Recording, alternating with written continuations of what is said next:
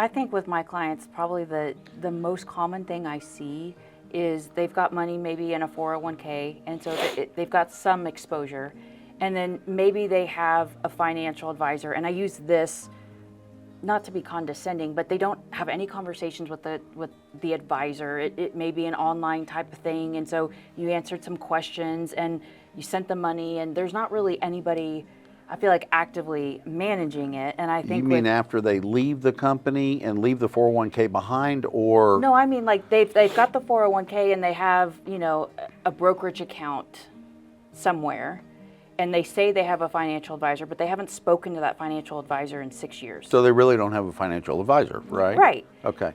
So that's like scary to me, because when I ask them, do you have a financial advisor, they say yes, but they're like, they live in New York and I haven't spoke to them in 8 years.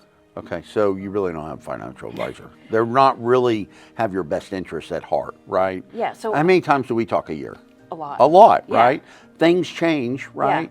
Yeah. So like, how often do you think? That's my point. Is it just, with 2023 and 2024, like, it just depends on your time horizon. Okay. You know, for somebody that's 25, their time horizon is not as crucial as somebody that's 62 and he's ready to retire. Okay, they're different stages of the game, right? So somebody that's got a longer time horizon, I still think you need to talk to your financial advisor all the time to make sure you're on the right track. Yeah. And if you're not talking to your financial advisor, you need to get a new one. Yeah. Okay? Yeah. That's just bottom line. Yeah. Most of the time, if a client texts me, I'll just pick up the phone and call them. Okay.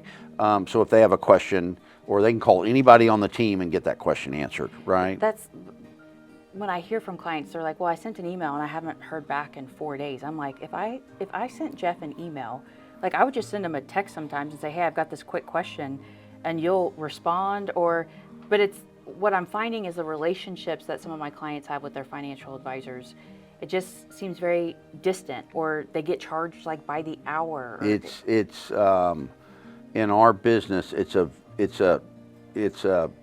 I don't know how to put this. It's a bad deal. A client gets, it's like your client you just said a second ago. He's got a broker in New York. He's not talked to the dude in 8 years, right? Yeah.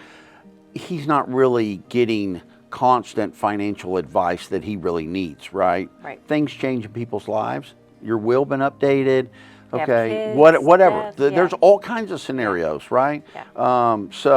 I think it's very important to have a standing working relationship with your advisor. Same thing with, like, you're in your business, you're a mortgage person, right? Yeah. You know, let's say rates drop three times next year. Yeah. What's going to happen? You're going to call everybody that locked in at a higher rate and go, hey, this is a great deal. Yeah. It's trying to redo it, Yeah. right? If you care, if the Right. person cares about the client that they just served. Yeah. So it's super important to stay in contact with that person so they always know your needs as they change.